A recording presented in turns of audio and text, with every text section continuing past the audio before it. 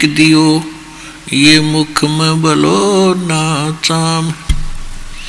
राम रटत निर्धन भलो, चाहे टूटी घर की छान।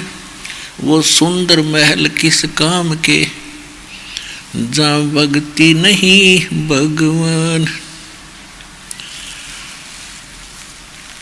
परमपिता परमात्मा ने आके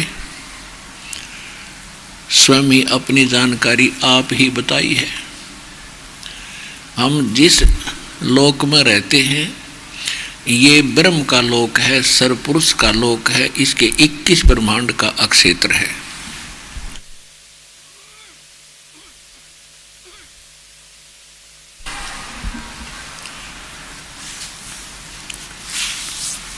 और इस क्षेत्र में, इस काल के लोक में, इसके काल के जाल में, इसको काल भी कहते हैं, सरपुरुष भी कहते हैं, ज्योत स्वरूपी निरंजन भी इसी को कहते हैं।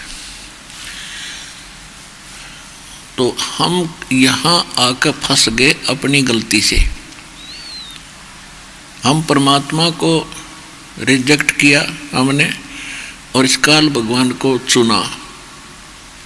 हृदय से इसको हम चाहने लगे सतलोक में, और जिस कारण से परमात्मा के दिल से हम उतर गए।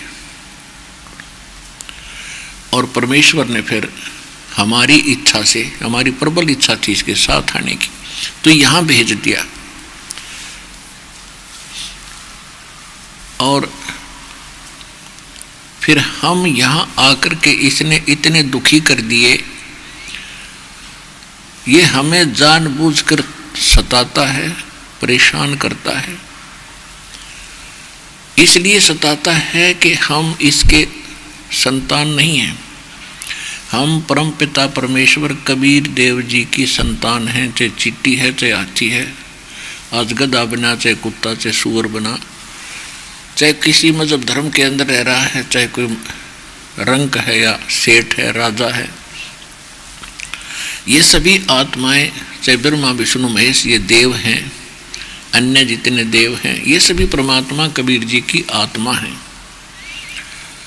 और इसने वहाँ गलती करी थी काल भगवान ने, जो उस लोक में शोभा नहीं देती, जो वहाँ ऐसा करने वाले को निष्कासित कर दिया जाता है।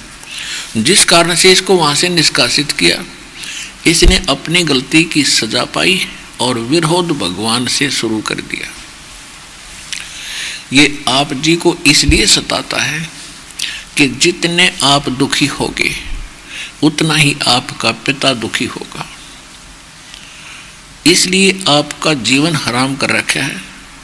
आपको पता ही नहीं था अभी तक हम ये कष्ट क्यों भोग रहे हैं। आप हमारे को ऐसे रोका हुआ इस काल भगवान ने जैसे कसाई बकरे पालता है। पुण्यात्माओं, प्रथम बार तो आपको ऐसा लगता है कि ये कोई कथा हुई, ये कोई कहानी हुई, हमने कभी सुना ही नहीं। भगवान बड़ा दयालु है, कैसी बढ़िया मौसम बनाया है, कैसे फल फ्रूट दिए हैं, कैसी बढ़िया कनक बाजरा ज्वार बनाई है, कितनी शीतल हवा चल रही है, दिन रात बनाए हैं, और बढ़िया दरिया बह रही है, शीतल जल इनके अंदर है। तो हम ये सोच लेते हैं कि बहुत परमात्मा हमारी बड़ी केयर टेक करता है, बड़ा देखभाल करता है, हमारे लिए कितनी व्यवस्था कर रखी है, तो बड़ा दयालु है ये भगवान। और जब हम किसी का बेटा मरता है, किसी की बेटी मरती है, पूरा का परिवार नाश हो जाता, अक्षेत्र का अक्षेत्र विनाश को प्राप्त हो जाता है किन्हीं भी कारणों से। फिर हमारी बुद्धि वहां जाती नहीं कि ये कहाँ गई उसकी दयालुता, क्योंकि हम जीव हैं और जीव की बुद्धि की सोच जीव सतर की ही होती है।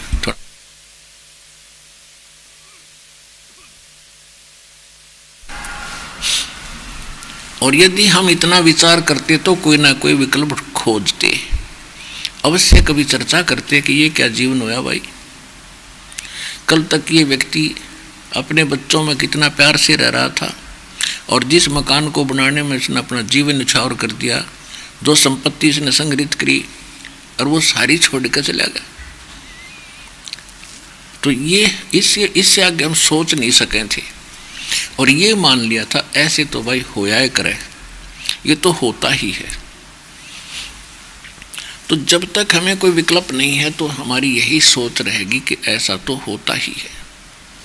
अब इस ज्ञान से पता चलेगा कि ये गलत हो रहा है और हमारी गलती का परिणाम हमें भोगने को मिल रहा है। अब जैसे आदरणीय धर्मदास साहिब जी को परम पूज्य परमेश्वर कबीर जी ने धर्मदास जी के प्रश्न के उत्तर में ये कहा था कि धर्मदास, आप और ये सभी प्राणी इस झूठे सुख को सुख मान बैठे हो। धर्मदास जी प्रश्न किया था धर्मदास जी ने कि देखो जी कितना अच्छा वातावरण है, कैसी सुविधाएं भगवान ने दे रखी हैं, और आप कहते हो कि ये निर्दयी भगवान है।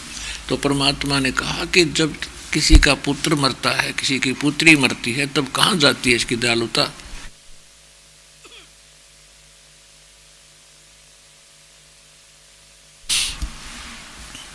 तो परमेश्वर ने बताया कि धर्मदास, मान चाहे मत मान, मैं बताऊंगा तत्व ज्ञान।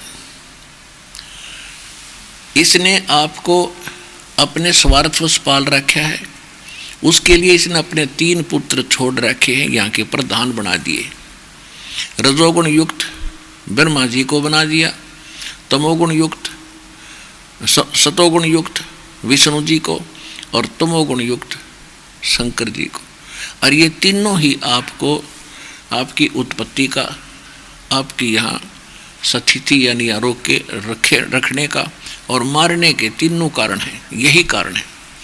और इसका मूल निमित्त है इनका पिता, उसको शराब लगा हुआ है 1 लाख मानव शरीरधारी प्राणियों का आहार करने का,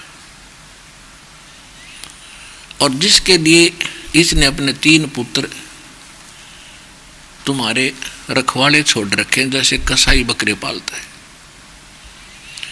अब यहां प्रश्न उठता है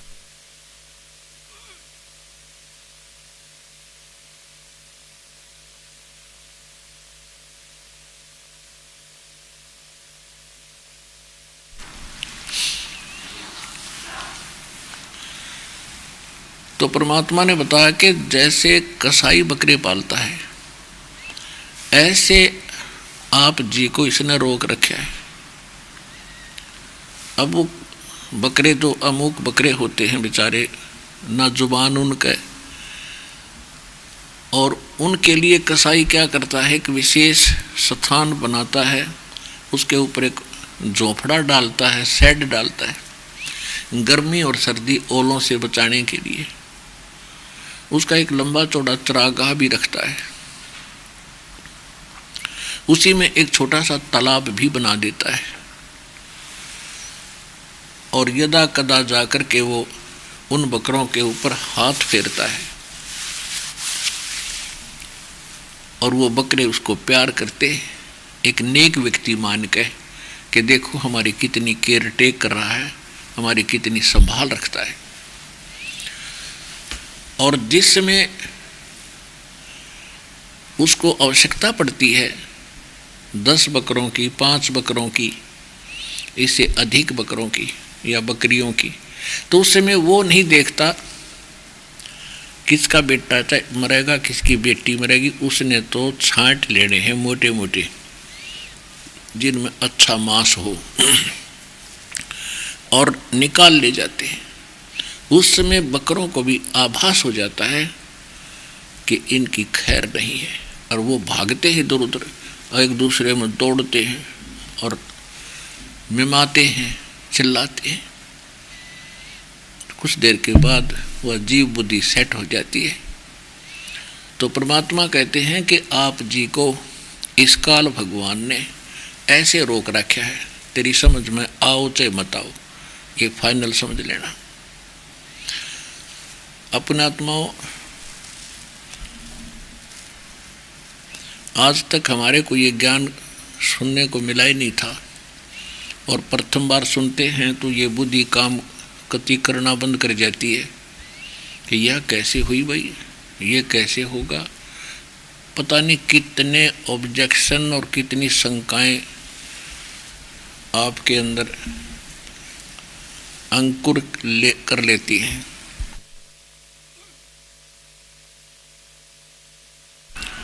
ना जाने कितनी शंकाएं अंकुरित हो जाती हैं, लेकिन ये ज्ञान ऐसा है, शंकाओं का कति मूल से नाश कर देगा यदि विश्वास के साथ, श्रद्धा के साथ सुनते रहे तो। जब धर्मदास जी को परमात्मा ने बहुत सा ज्ञान समझाया, लेकिन हमारा पुराना रंग इतना गहरा हो जाता है कि फिर भी रह रह कर प्रश्न उठते ही रहते हैं। धर्मदास जी ने प्रश्न किया कि परमात्मा के हे महात्मा जी, जिंदा जी, आप कहते हो कि श्री राम और श्री कृष्ण जी के अंदर ये कोई भगवान नहीं है, इनमें कोई शक्ति नहीं है, ये कोई लाभ नहीं दे सकते। हमने सुना है कि एक बार राजा मोरध्वज के घर पर श्री कृष्ण और अर्जुन गए थे और राजा मोरध्वज अपने पुत्र ताम्रध्वज को राज्य अभिषेक करने जा रहा था, उसको अपना उत्तराधिकारी नियुक्त करने वाला था। उसके उपलक्ष्य में उसने एक उत्सव मना रखा था। तो श्री अर्जुन और श्री कृष्ण जी साधु वेश बना के गए थे और एक माया वही सिंह बना लिया, शेर बना लिया, और राजा मोरध्वज से कहा, क्योंकि उस समय जितने भी राजा होते थे धार्मिक बहुत होते थे और संतों का विशेष आदर करते थे, संतों की एक एक बात पर वो पूरा विश्वास किया करते थे। तो उन्होंने मोरध्वज राजा को श्री कृष्ण जी ने साधु वेश में कहा था कि हमारा शेर पहले आहार करेगा, उसके बाद हम भोजन करेंगे।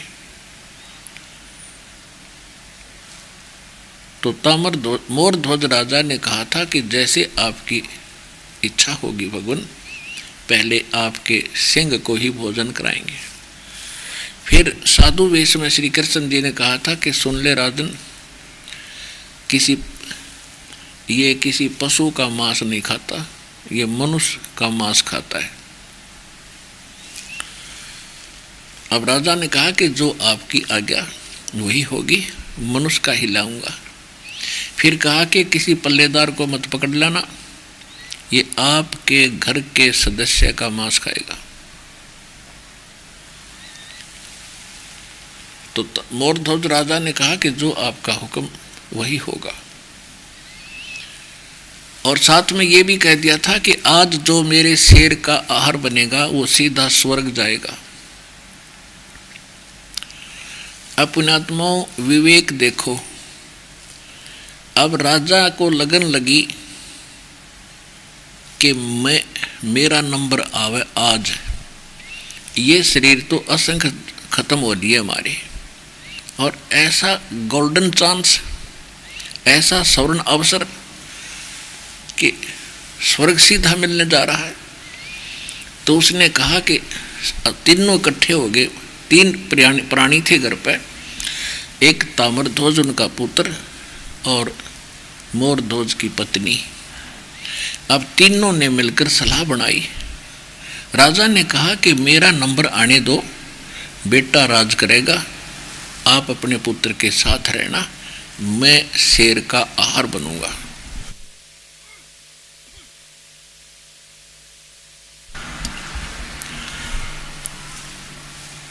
अब देखो पुण्यात्माओं, रानी ने सोचा कि राजा ले गया नंबर, ऐसा मौका कब मिला हमारे को। तो वो कहने लगी, जी देखो, मैं हूँ पतिव्रता नारी, और पतिव्रता का पति पहले मर जाए तो उसका जीवना दुर्भर होता है, तो ऐसा मैं नहीं चाहती, मेरा नंबर आना चाहिए। और आप पुत्र भी बालक है, ये राज करेगा, आप इसको गाइडलाइन करना और अपना ये राज्य करना, मेरा नंबर आने दो। अब मोर ताम्रध्वज ने सोची, बच्चे ने, कि भाई आज तो मौका मेरा ही लग गया, मेरा नंबर आना चाहिए आज शेर के आहार बनने का, ताकि स्वर्ग चले। स्वर्ग की इतनी महिमा सुन रखी थी।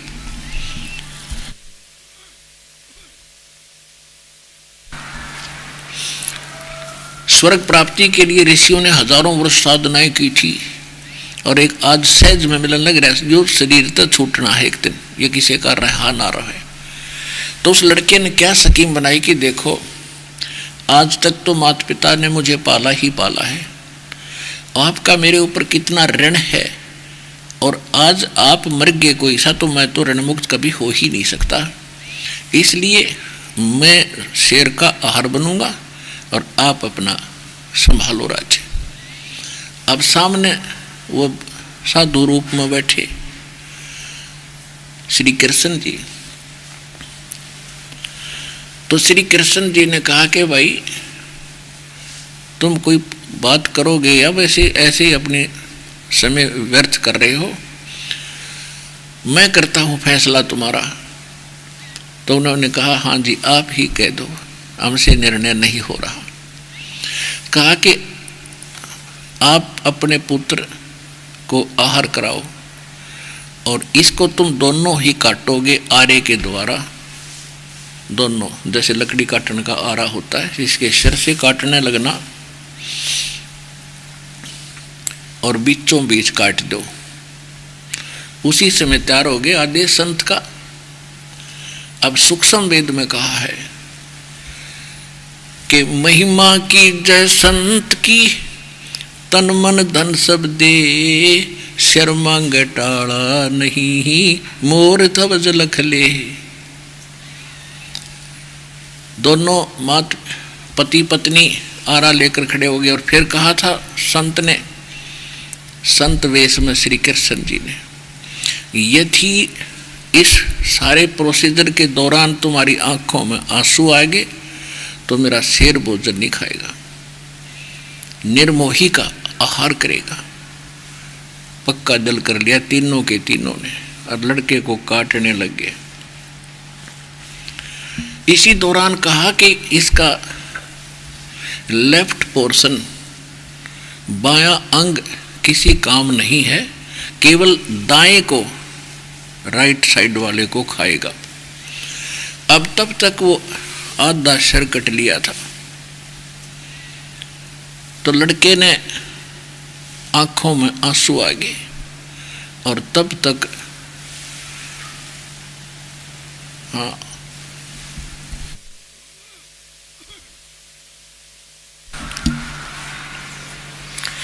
अब लड़के की आंखों में आंसू आ गए और सिर कट लिया आधा। इसका मतलब 10 मिनट में लड़का मृत्यु को प्राप्त होना ही होना था। तो उसकी आंखों में आंसू देखकर वो संत उठकर चल पड़े और कहा कि भाई तुम तो कमजोर दिल के आदमी हो, तुम तो परेशान होकर के आहार करा रहे हो, तुम्हारी सच्चे हृदय की यह भेंट नहीं है, हमें स्वीकार्य नहीं, हम चले।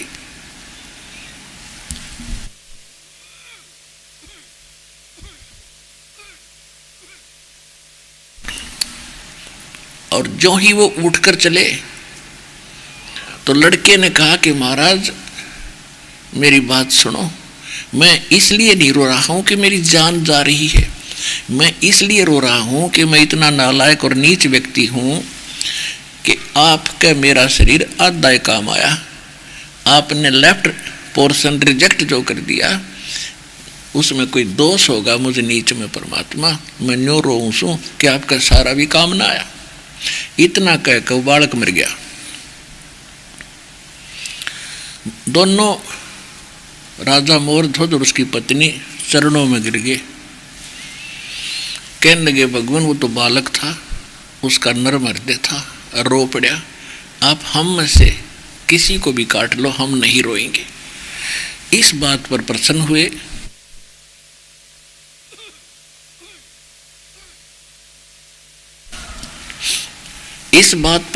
हुए और वापस आ गए और वो आरा निकाल के जीवित कर दिया ताम्रध्वज को और कहा भाई मैं तो परीक्षा लूँ था और मोर ध्वज तू खरा उतरा भाई, अब मांग ले क्या मांगना चाहता है, तुझे राज दे दूंगा, तुझे स्वर्ग में वास दे दूंगा। तो पुण्यात्मा बुद्धिमान व्यक्ति को ऐसे मांगना चाहिए। तो मोर ध्वज राजा ने कहा कि हे संत जी, मुझे राजपाट और स्वर्ग की आवश्यकता नहीं, मुझे भक्ति दान दे दो और भक्तों संतों का मैं सत्कार करूं और मुझे केवल भक्ति दान दे दो। तो उसने कहा कि तू मांग ले, तुझे ऊपर का बहुत कुछ स्थान मैं दे सकता हूं। कि नहीं, मुझे मोक्ष, मुझे तो भक्ति दान दो। तो कहने का भाव ये है पुण्यात्माओं, धर्मदास जी ने कथा सुनाई। परमात्मा ने कहा बेटा, little knowledge is the dangerous thing, नीम हकीम खतराए जान। जिन गुरुओं ने तुम्हें ये कथा सुनाई है उनको इतना ही ज्ञान था। अब देखो, इसके साथ साथ आपने ये भी कथा सुनी होगी, धर्मदास जी को कह रहे भगवान कि एक समय महाभारत का युद्ध प्रारंभ हुआ। पांडव, अर्जुन का पुत्र अभिमन्यु वो प्रथम बार युद्ध के अंदर मारा गया। इकलौता पुत्र पांचों पांडवों के बीच में, उनका कुल नाश हो रहा था।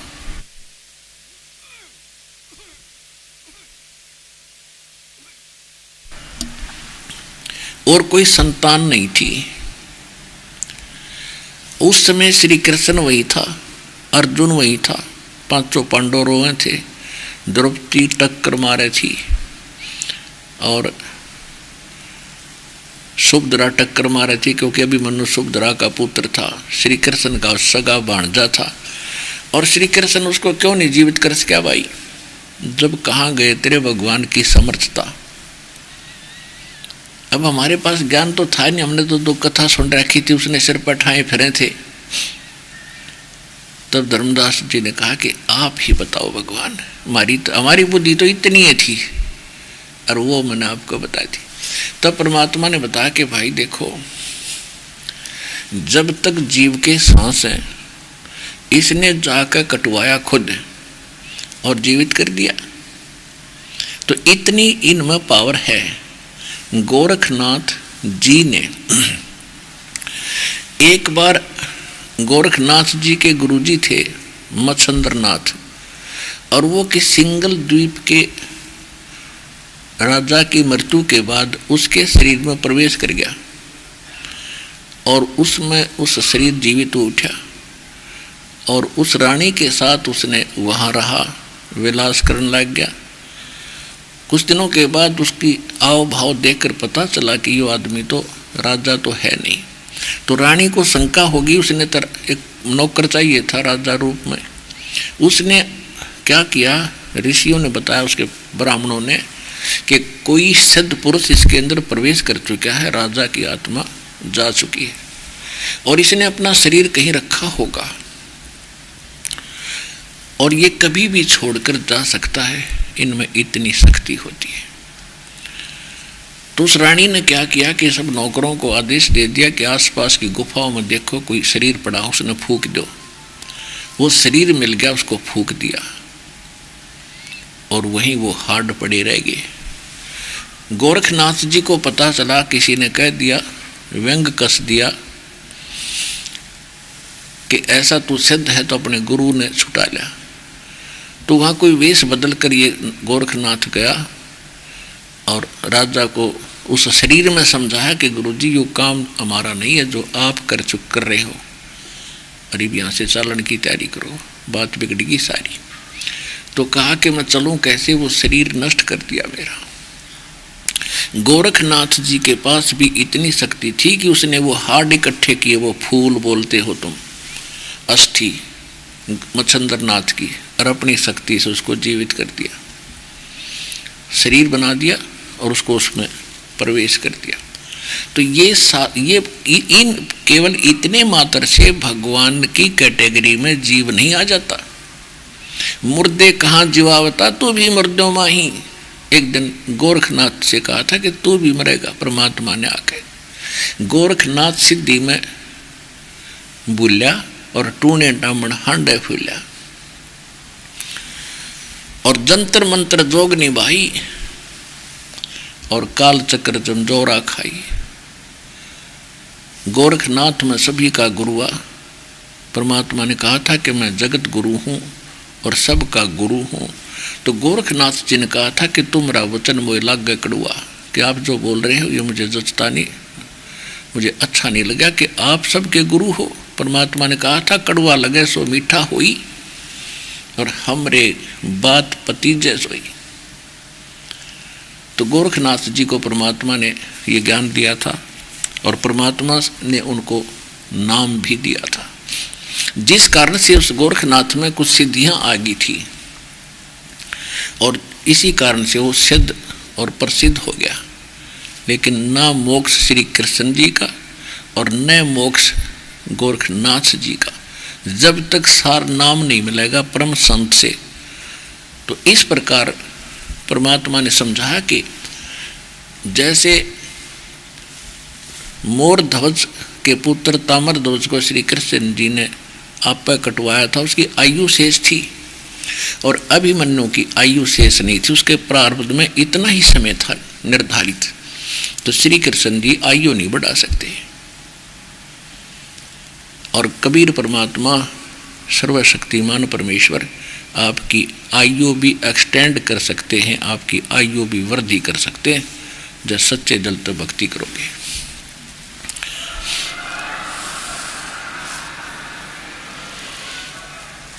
तो धर्मदास जी एकदम स्तब्ध हो गया। तब पुण्यात्मा इवदास आपको सुनाएगा कि जैसे ऐसे प्रश्न उत्तर आपके सभी के मन में एक बार अवश्य उठेंगे और इनका हल भी बहुत अच्छा आपको मिलेगा। धर्मदास जी ने सुनाया था कि भगवान श्री राम ने समुद्र पर पुल बना दिया और श्री कृष्ण जी ने गोवर्धन पर्वत को उठा लिया। तो परमात्मा ने इस विषय में उनका शंका निवारण इस प्रकार किया था।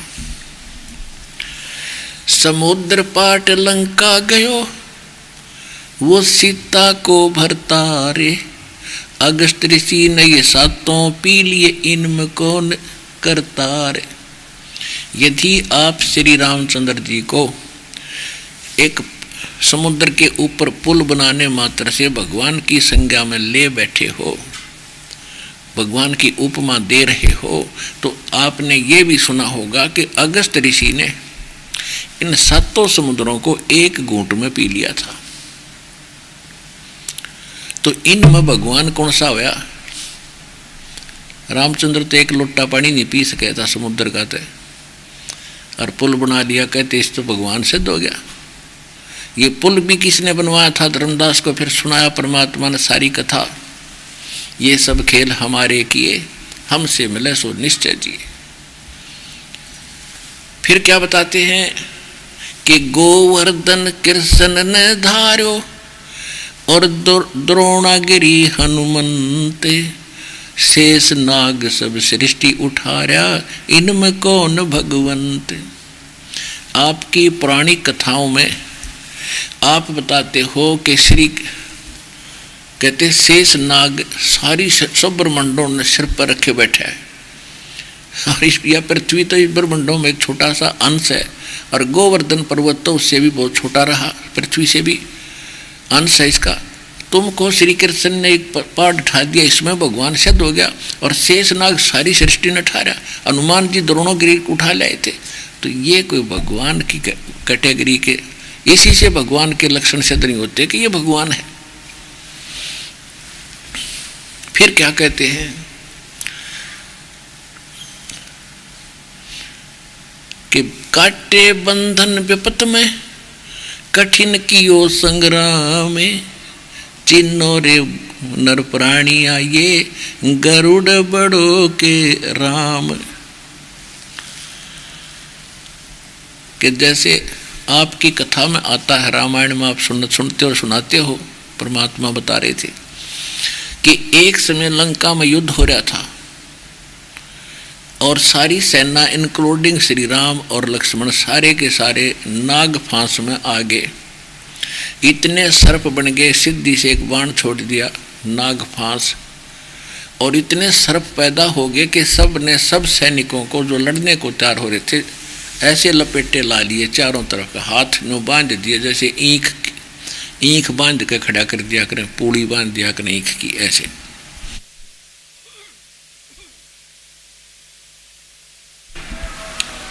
सारे के सारे पूरी सेना और राम और लक्ष्मण भी।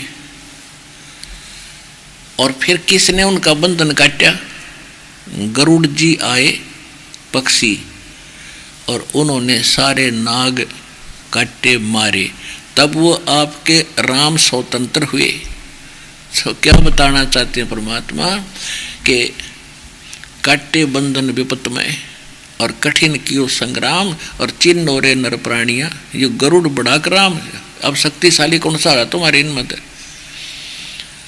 तो पुण्यात्माओं, ये तत्व ज्ञान है, इससे कति नखार हो जाएगा हु इज गॉड।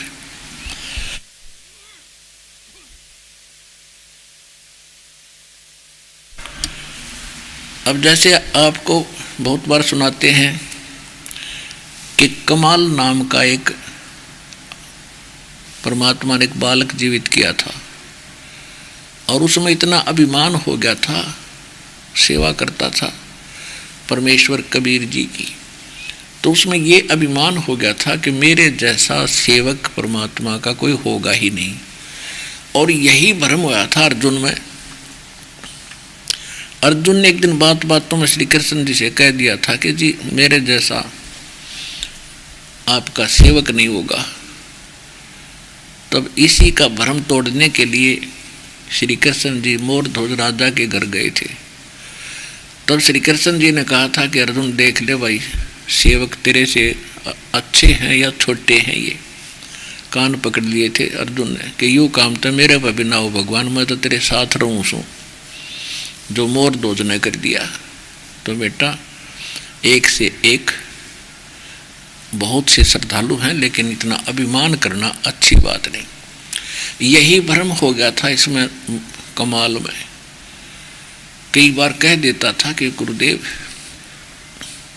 क्योंकि और भगत भी कह देते हैं बड़ा सेवादार है, फिर उसकी काख फूल जाती है। कहाँ वही तो परमात्मा से एक दिन उसने भी कई बार बोल दिया था जी कहीं जाना होता तो परमात्मा कहा करते कि कमाल चलेगा कहाँ जी, और मेरे बिना सेवा आपकी कौन करेगा।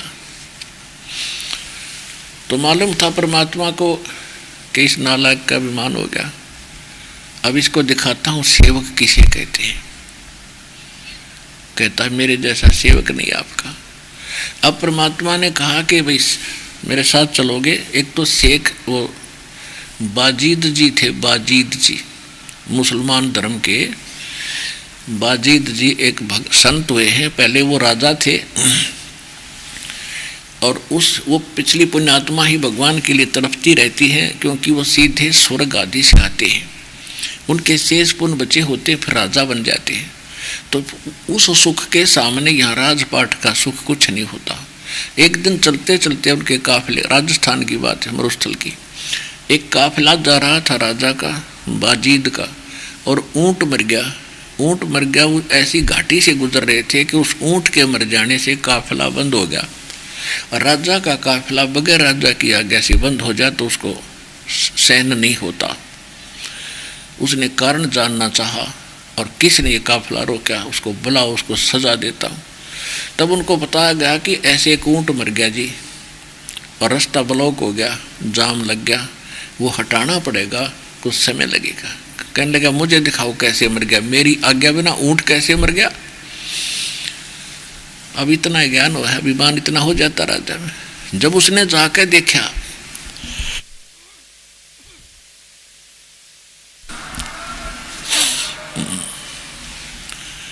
अब उसने देखा ऊँट के कान भी ओके, आँख भी नो की नो, हाथ पैर सारे ठीक, सारा शरीर ओके है। उसने कहा कि मरा कहाँ से है। तो उनके साथ कुछ विद्वान व्यक्ति भी होते हैं, धार्मिक व्यक्ति। उन्होंने बताया राजन इसका संस्कार था, पूरा हुआ, वो जीव इसके अंदर था, वो चला गया। कि ऐसे अचानक चला गया खां जी। तो फिर उसके मन में आया कि क्या मैं भी मर जाऊंगा। अग जी सभी मरेंगे, सब ने जाना है। बोला वापस चलो युग के फिर इसका समाधान क्या है।